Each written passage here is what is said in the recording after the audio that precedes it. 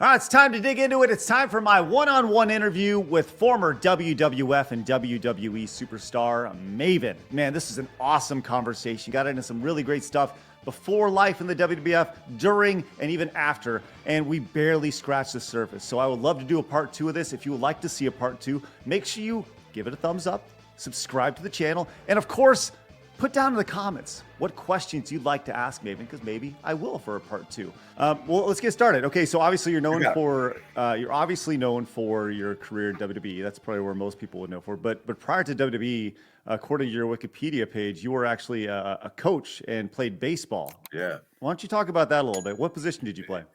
Yeah. Well, in high school and growing up, I was a catcher. But that's because I lived in a small town where no one else could or wanted to catch. Right. Catching sucks, but that's why catchers are so sought after, and it's the easiest way to the majors if you're a good one. But I hated it. So when I got to college, I moved to the outfield, and I played left field for 2 years and center field for my last 2 years. So what's harder on your body, squatting as a catcher or taking back bumps? Yeah, wrestling. It's no. Well, because the catching, the squatting, the over and over, it's time, it's repetition and time. You know, the more you do anything, I mean, take a car. If you have a car and you turn it over, turn the engine over, thousands of times, eventually something's going to wear out. Whereas if you take that same car and ram it into a pole, well, obviously you're going to do more damage, But it's like, to this day, if I've been down to get in like the catching position, my knees just sound like popcorn. Right. Yeah, and I tell people, I'm like, it sounds worse than it is. They don't hurt. Right. And knock on wood, I've never had. I had a knee drained, but that was just from the bumps and everything, and just the slant constant, just wear and tear. But I've never had a knee injury. I believe I blew my ACL out. There was a match I did a run in, and I was saving Nydia. And you see me go to slide in the ring. What you don't see is I hit my knee on the apron as hard and I'm in the ring standing, looking tough, looking up to the stage, and I'm wanting to. If I was in my house, I would have been on the ground screaming in agony. I hurt that bad. And I think I actually blew my ACL out when I did that, because I didn't tell anybody. Again, it was early in my career. Right. And I just didn't want to be out, and I just worked through it. And it was, my leg was, and to this day, if I'm going down steps, my leg, I have no stability in my left leg. But you know what I'm happy? You know what I'm happy about, though? I'm in my college, and it's a small school, but I'm in my college's Hall of Fame for baseball. Let's go. Nice. Well, everybody probably thinks, well, he's in there because of wrestling. No, I got put in there a year before the wrestling. That wasn't even on the horizon. That's so awesome. So I tell people, I'm like, I made it legitimately. Attaboy. Yeah, what's funny. Well, that's number one, spectacular, because I know there was a way back. We're going to talk about the show, obviously tough enough at length, but there was a point in the show where you got a little heated over your athleticism. And when you're in a school's Hall of Fame, that's nothing to stub your nose at. You know what I mean? It's pretty impressive. So that's good stuff. And what got me upset about that is I'm never going to demean somebody on something I don't know about. That'd be like me telling Chris, you're stupid, you're an idiot, you don't know, you don't know the first thing about history. I don't know what his knowledge level is on history. He didn't know my athletic credentials. But that's also a 20-some-year-old kid. Right. Puffing your chest out. He said, right. Yeah, if he said something like, if anybody said that now, I'm like, yeah, you're probably right. Yeah, right. It's amazing what happens as you age. You get a little more humility steps in a little bit, and you doesn't it though? But in a good way. In a good way. For sure. At a certain point, you just go like, what the hell is what were we arguing about? It's crazy. And why the hell did I care? Right. Yeah. Like, there's a lot of that. There's a lot of that for sure. Well, so let's talk about the show. Obviously, I went through the process. Real quick. Hey, please. Real quick before we go, I see the hat. Are you in Arlington? Are you a Rangers fan? I am. Yeah. So I lived in Dallas my entire life, and and I've been to many Rangers games. Now I'm going to be fully transparent with you. When the season started this year, I had no idea who was on the team. Zero idea. Okay. Right? Yeah. But as they picked up momentum, you got to learn it real quick, and it was a fun ride. It was a fun ride to watch. I'll one up you. I'm an Orioles fan. And I can say the exact same thing. Now, I'm an Orioles fan. I went to my first Orioles game in 1983 with Cal Ripken, Eddie Murray. But since they've sucked since '97, I don't have a clue who's on the team. I don't follow them. I'm not sitting down for O's games every night. And then once they start getting good, then you start paying attention. I know. The only reason I asked is because I dated a girl that lived in Valley Ranch, and we used to go to, I would come out and spend like a week with her at a time. And we would go to the Six Flags out there. Yep. And we would go to because, I mean, this was back in 05. You could literally go to, before StubHub and everything, but you could show up at that stadium, and it was a gorgeous stadium. Yes. You could literally show up there and get a good seat for $40 back then. Yeah. And so we wouldn't even have plans to go. We'd be like, yeah, they're playing tonight. Because out of her house, you could see the lights on. And I'd be like, oh shit, the Rangers got a game. You want to go? And then we would go and stay 4 or 5 innings. And I loved it, man. I'm a Virginia boy by birth. I live in New Jersey now, which I'm not a fan of, but I would move to Texas tomorrow if I could. Come on down, man. Come on down. Listen, everybody else is moving down here. You might as well come on. Let's go. I love the weather, and I love the wide open spaces. Yeah, there's a lot of both those. I was actually told this about a really interesting fact about their run this year. You mentioned you watched a lot of the Orioles. So the Rangers went undefeated on the road on their way to the World Series this year. And now they went 11-0 on the road, and it's something that only a wild card team can do. But the most interesting thing about it is the teams that they beat on the way to the World Series, which was first the Rays, then the O's, and then the Astros, and then the Diamondbacks. And if you take their first letter and you spell it out, it spells road. So isn't that a really weird fun fact when it comes to the Rangers? And that's some like conspiracy Illuminati shit. I know. Yeah, there's somewhere someone is making a YouTube channel about how the Illuminati had it set for them to win all along. 100%. Yeah, no, it was you guys went through everyone, and it was disheartening because I watched those Orioles games from. But I mean, and I know this isn't probably what people want to listen to, so we'll end it. But you guys had the pitching. You guys did. You guys had that. I forget what that y'all's ace's name was, but what a gamer! My God, he was good. Montgomery was good. Scherzer was good when he was in. Yeah, man, it was a good run for sure, and it was something that I think anybody in Dallas will gladly take, especially given the way the Cowboys have performed. So I loved my time the limited time I got to spend in Dallas, and I was actually in Dallas for like a 4-hour layover a while back, and because I always forget how big that airport is. Right, it's giant. That airport about is the size of New Jersey. It's huge. It's huge. Well, if you're making it through, man, just hit me up. I'll gladly take you out, man. It'll be good times. I'll take you, and you can give me dinner. Yeah, for sure. I'd love to. So, talk to me about the process here, because from what I understand, you send in tapes, you get this callback, and they say, "Come to the World." WW. It was like the restaurant, right? Was it the restaurant for WWF at the time? Yeah, Times Square. It was. So you get this callback. We called it at the time. Everybody just knew it as WWF New York. It was technically the World, but we all called it WWF New York. So you get this call back to WWF New York. There's several hundred people there. There's thousands there, whatever it is. And so what's your approach? What's your approach going into that? It's obviously I need to stand out, but there's a ton of people who are 6'3", 250 pounds there that and they all look good. So what are you thinking, and how do you stand out? My approach was I walked in, got my number, which was I think they were taking people around 8 in the morning. So I had this bright idea. I'll get there at 6 so I can get in. My thought was if I'm there at 6, it's going to be crickets. No one's going to be there, and I'll be the first. And then, they start at 8. I'll probably be able to get out of there by 10. I literally told my buddy, come back and pick me up at 10. I'm sure I'll be done by then. And I went, like, no part of me thought it was going to be serious. Well, when I got there, I think I got there around 6:15. The line was already around the door. They gave you a number. I still remember I was number 59.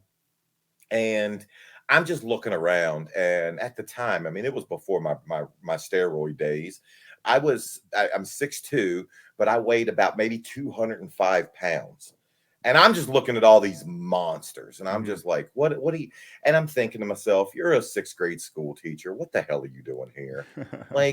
But I came all that way. So I was like, see the process through. If nothing else, you can say you did it, but not thinking anything was going to move forward seriously.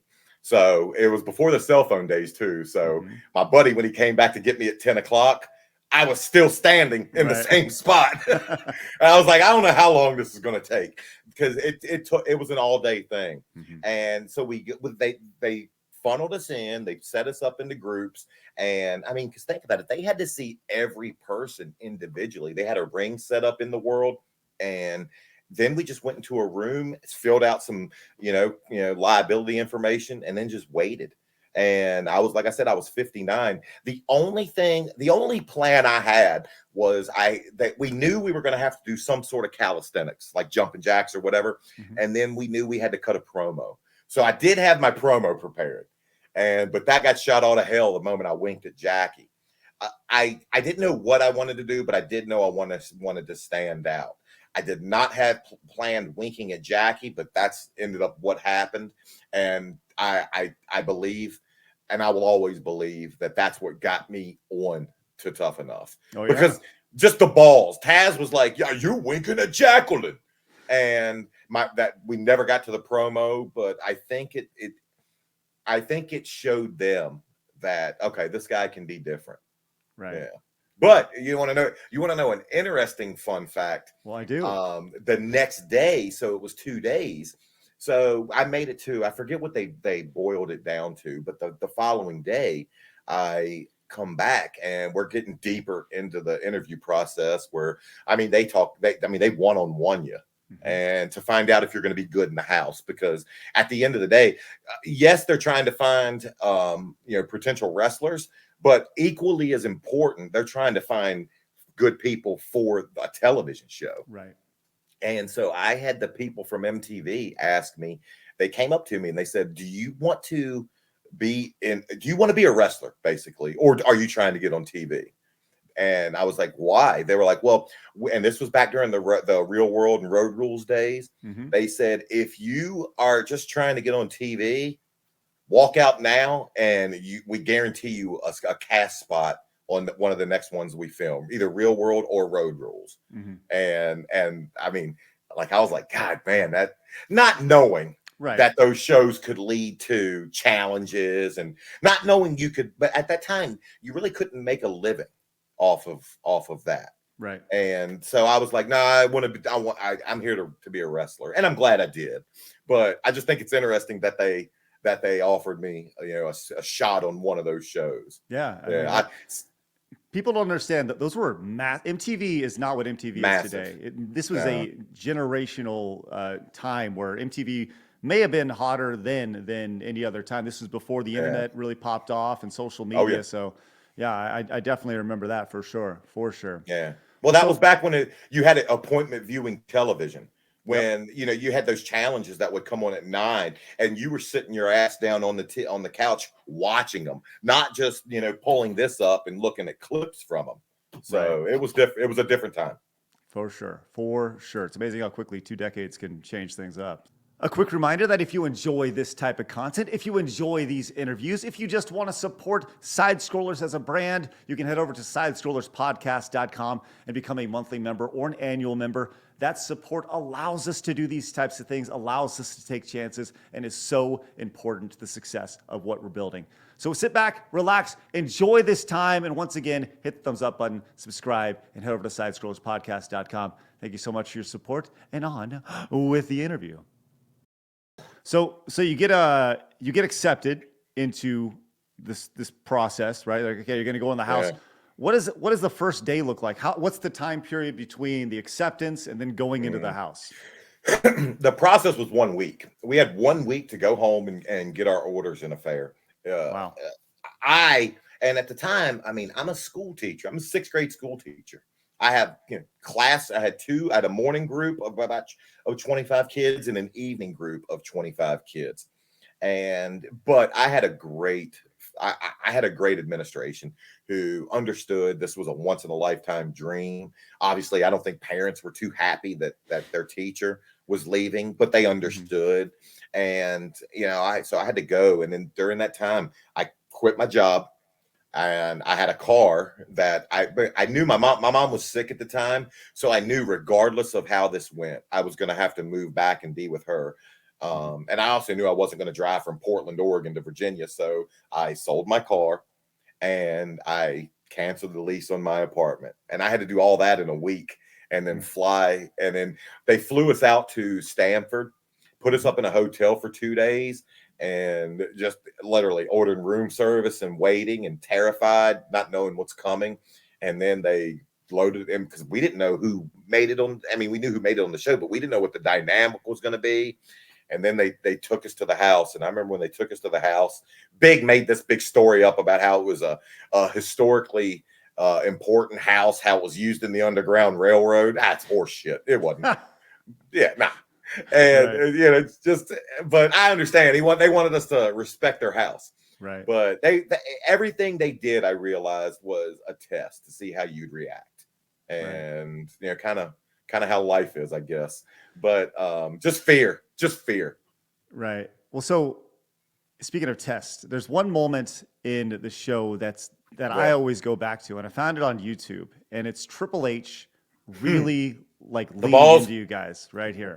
I want to play about 30 seconds here, and Okay. I want to see what your thoughts are on this. I'm sure you've been asked about this many times, but this is him going hard on you guys. We just lost Draws last year. Draws actually became a friend of mine. Here's the 2 things that I take from that. One, Hunter was right. And obviously you think that he's probably playing a character in that moment. No, he meant every word of that. And he was accurate. Everything he said. And 2, that the big guy you see at the beginning, the bald guy, Jason, he was wearing the Kurt Angle shirt. Right. That was the moment that it hit him what we were doing. And Jason was out the door either later that night or first thing the next morning. Because so I mean, it's true.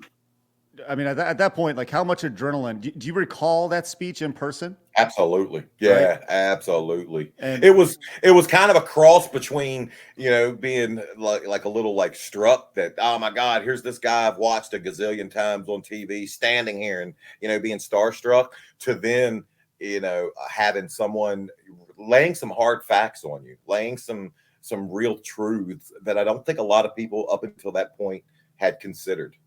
very sobering. Because, yeah, exactly. Good word. Because once you get into wrestling and once you decide to make that your way of making a living, everything else in life comes second. And whether you want it to or not, like I saw a million times, if you have kids, yeah, you can say my kids come first, but guess what? If you have a match and your kid's birthday coincides, guess what's winning? It's not your kid's birthday. Right. If you have a holiday, but they're flying overseas, guess what wins? Well, your ass is on that plane going overseas. So it's that's a great word, and I'm stealing it moving forward. Sure. It is. It's extremely sobering, and you have to decide what is that the life you want. And for some people, it just wasn't. It wasn't what they wanted. So what are you thinking when that happens? Do you have adrenaline flowing through your body? Are you ready to get to work? Or are you just, do you have a little stream of piss going down your leg at that point? Yeah, kind of a little bit of, why can't it be both? Right. Yeah, why can't it be both? I think a little bit. I think anything in life, if you have a tiny bit of fear attached to it, it's going to only serve you better. Because if there's one thing I've learned in my 47 years on this planet, it's we will fight harder to hold on to something that was hard to get in the first place. If if something that we get is given to us, yeah, it's easier to let it go. But if you bleed, if you sweat, if you've had some tears attached to that achievement, man, you're going to fight a lot harder to hold it. All right, well, let's fast forward here. You go from Triple H gnawing everybody a new butthole, right? To not too long in the future, you are tagging Triple H in a match that features you, Kurt Angle, and The Undertaker. I mean, talk about this. This is like you all of a sudden you're this new guy. You're in here. You're getting this tag. You're with the greats. Give us your thoughts on this.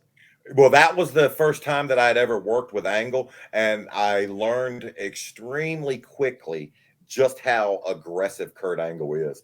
Up until then, you know, anytime I had been working with somebody, you know, obviously when you work with people, they're going to hit you, but they're going to hit you safe. And they may hit you hard, but they're going to hit you hard in safe places. Or somebody's going to grab you, and they're not going to really grab you as hard as they can. Kurt Angle is an intense dude. And I remember he kicked me, or when he grabbed me, he did everything with a purpose. And that's when I was just like, because I mean, think about it. At that time, I'm like 24. Right. And I mean, I kind of still consider myself a kid, but that's when I knew, all right, you're in here. Yeah. There was a couple times when I knew you're working with grown men now. When I worked with him, when I worked with Bob Holly, and like this isn't D3 baseball anymore, where you know you see an 88 mile an hour slider and you're like, ooh, nah, those days are done. But it was also just the best experience, because I think when that match happened, I want to say it had been under a year and a half that I was literally a fan sitting at home watching. And to think of the transformation and where I went in a year and a half, it still to this day blows my mind. That's crazy. You obviously had some crazy, very big highlight moments for having a relatively short career. You had some really high, and a lot of people will point to the 2003 Royal Rumble where that was the big kickoff moment, pardon the pun, where you knocked Undertaker out. I saw 2002 Rumble. Oh, sorry, 2002. Okay, so my bad. 2002. No, it's just in 2003 I tried the same spot the next year, and then I got my ass thrown out. And I'm sure the audience cheered that maneuver right there. So in 2002, you knock out The Undertaker. I was watching an episode of The Bump that you did several months ago. And in it, they talked about there's kind of a behind-the-scenes story where you talked about learning that spot that you're going to knock The Undertaker out of the Royal Rumble. And I guess the way the story went down is you talked to Shane, who I'm assuming is Shane McMahon, and Shane McMahon comes up to you, says you're gonna take out The Undertaker, and The Undertaker then responds with, "Are you fucking kidding me?" And so. What happens after that? Like, walk me, how long does it take Undertaker to be like, all right, and walk me through that process? Because they flew me in. Most everybody that the pay-per-view was in Atlanta. Most everybody was already at the pay-per-view. Well, they flew me in the day of. So obviously, flying me in the day of, I'm thinking I'm going to be a celebratory, hey, coming in at number 17 and now immediately out. There number he goes. 17. Right. Yeah, exactly. That's all I thought it was going to be. So to fly me in, and I got there late because of the flight, obviously, and having takers, and Shane said it so nonchalantly. Shane said it to me as though, he was explaining to me his sandwich order. Just like nothing. And I literally was just terrified, realizing that not only did I have a spot in this Rumble, but I had the spot that everybody would be talking about if pulled off correctly. But with that responsibility,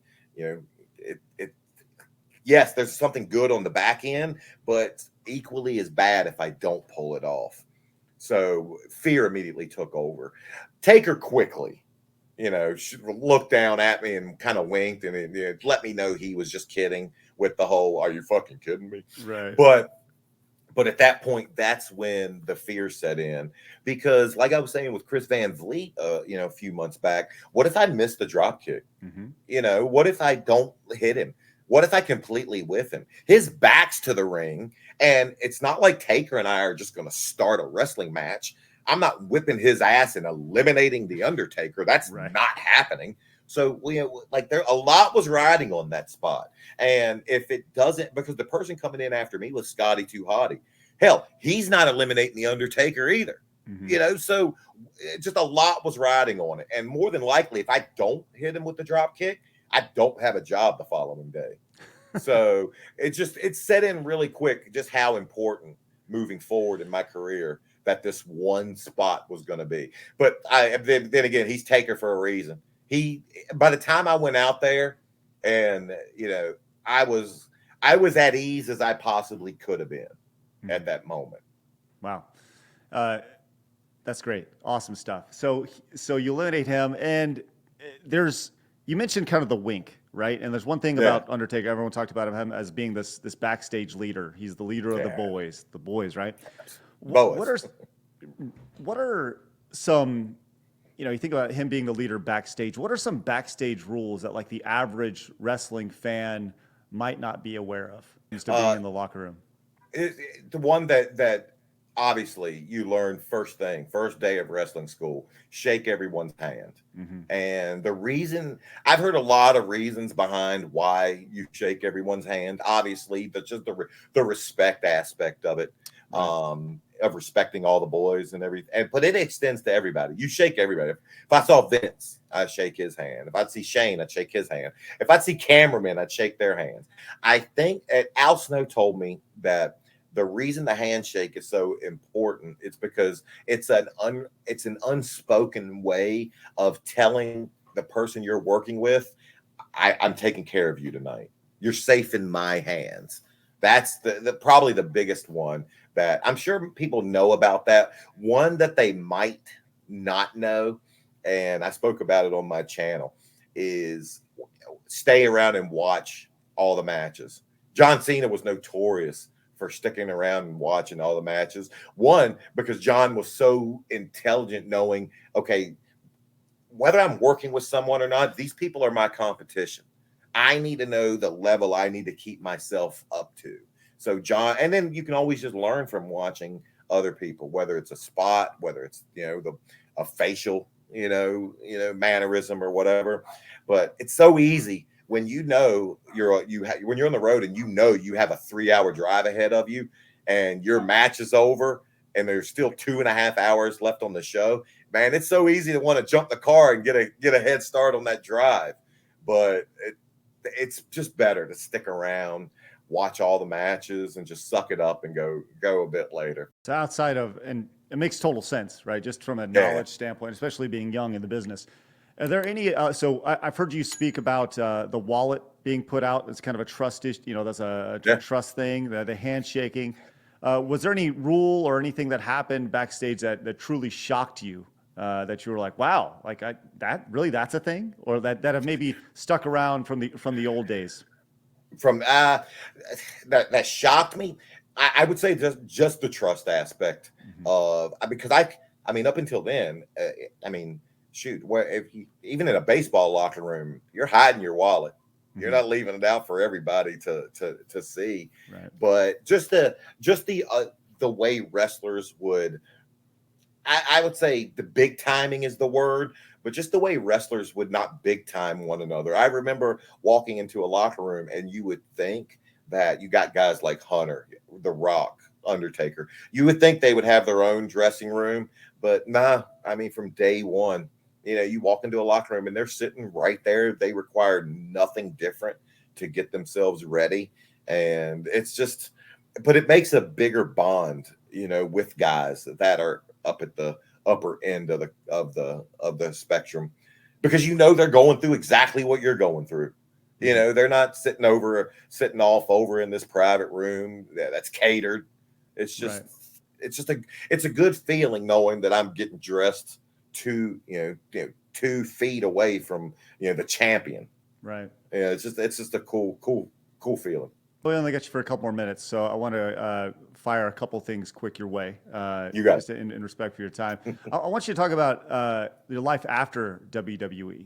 kind of like what led you to the next point of your career? How long did wrestling, really stick with you? And when did you realize it was like time to not pursue wrestling anymore?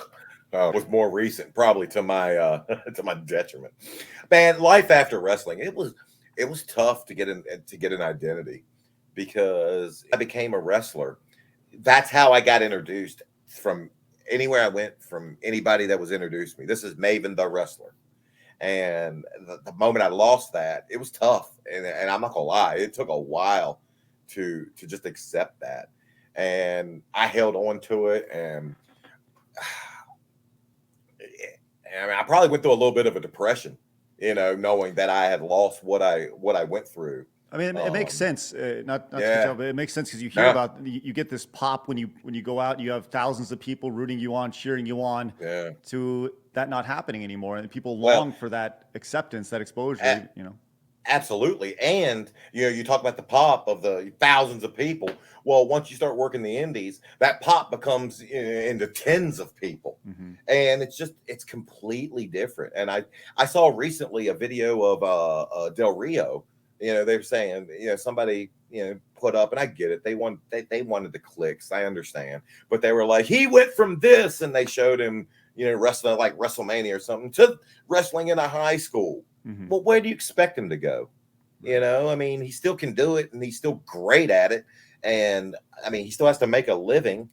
He's not hired by the company anymore. He's going to still wrestle wherever he can. And guess what? Those are going to be smaller shows. I mean, so your effort to demean him actually, to me, shows his passion, proves his love for this business. And that one video left me with, man, I hope he gets another run from that one video.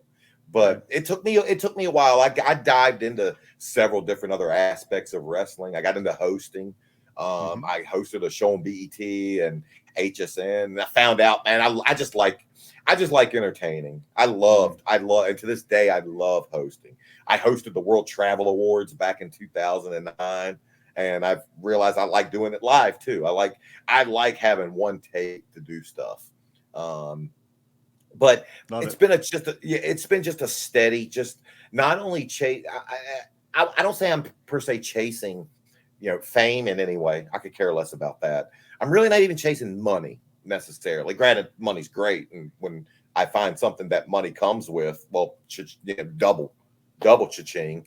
Right. But I'm chasing just enjoyment, just life enjoyment. As I've made the turn on the back nine of life. I figured out that you find riches in just enjoying every day. Last week I was able to do Al Snow's roast, and I didn't make $1 for it, but I had a blast for the several days that I was there. Several days that I was there to catch up and see the guys at OVW, and realize that, like Hunter, I'm now one of those old timers that comes in. But not making $1, I was perfectly fine with. Why? Because life is a collection of memories at the end, and there's not one person that on their deathbed says, "I wish I'd have made more money." Right. No, they're wishing they had better memories. Going back to that thing at that age, man, it teaches you a little bit. Really puts things in perspective. So. And unfortunately, I need to get taught the hard way. Most of the time. We all do, Maven. We all do. All right, let's finish up with some rapid fire real quick. Little word association. I say a word, you fire back. I got 10 words for you, or 10 names. You ready? You got it. Christopher Nowinski. And I'm taking some time on this one because I want to get it good.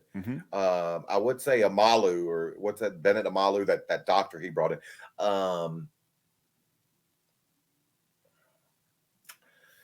Concussion.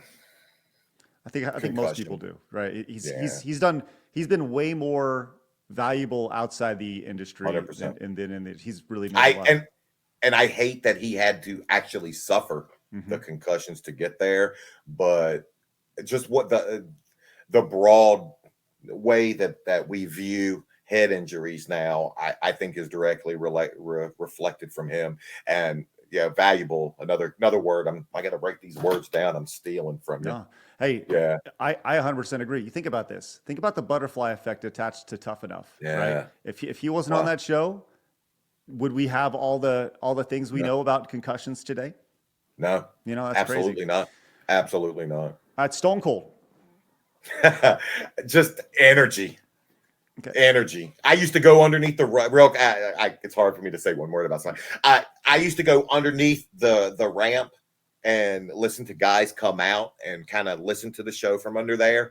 And they're like, when The Rock came out, it was just explosive. Wow. But when Austin came out, there was something that even ramped up from that.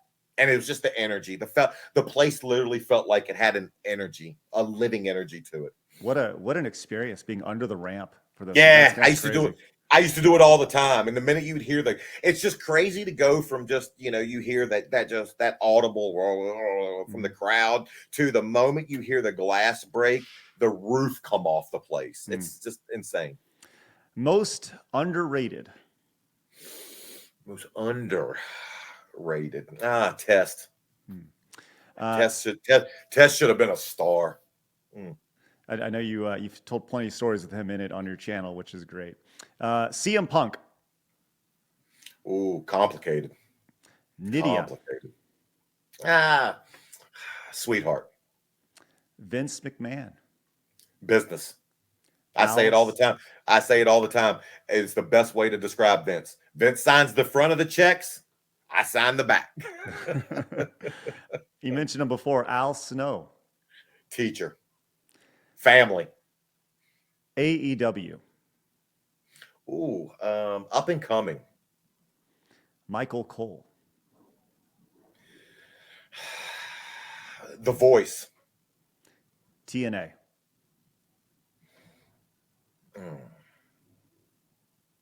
Hopeful. I think with signing Nick Nemeth, Dolph, I think they're hopeful now. Anything's better in life with competition. Right. Anything. And I'm hopeful that they can get their shit together. Well, I have one last question from a buddy who, if I didn't ask this question, he would murder me. He just said, if you could do it all over again, would he still choose wrestling? That's from Epic Mike. If I could do it all over again, I would probably obviously do it, and I would do it more intense. If I could go back and look, I always thought the pay-per-view checks were never going to stop. I always thought I'll have another chance. I'll have another run. I would go back and I would be literally more intense. I never let my real personality come out in my first go round. And that's what I'm learning with my YouTube channel, is that people are drawn to not what I did, but to me. Mm-hmm. And I wish I would have just let me come out, because I didn't. And it was, one part fear, one part respect, and just one part just uncertainty of what I had to offer. But now, I know I had the athleticism. I'm now realizing I did have the personality for it, and I just wish I would have gave it more. Well, once again, it goes back to with a little bit of age, you learn these things, right, man? So, well, look, I'm going to let you go. I know we're running up against it, but dude, I appreciate your time, man, and I would love to do this again. I feel like I barely scratched the surface with you, just to the high level stuff. But promise me one thing. What's your? Can I come on to one of your daily shows when you're live with one of your guests? Nothing would make me happier. Well, I dare to. You need to aim higher then. If that's the case, you need to aim higher. There are a few things that would make me happier than that. How's that? I told you it was going to be good. So once again, if you'd like to see part 2, make sure you subscribe, head down to the comments. Let me know what you would like to ask Maven. Maybe I'll ask it next time he comes on. With that said, if you'd like to watch this interview or any other interview a full week before they hit YouTube and support Side Scrollers as a brand, head over to SidescrollersPodcast.com and become a member, whether it's a monthly member or an annual member. We greatly appreciate that. Thank you so much for your support. It allows us to do these types of things and keep watching some more videos. Another one's coming up right now.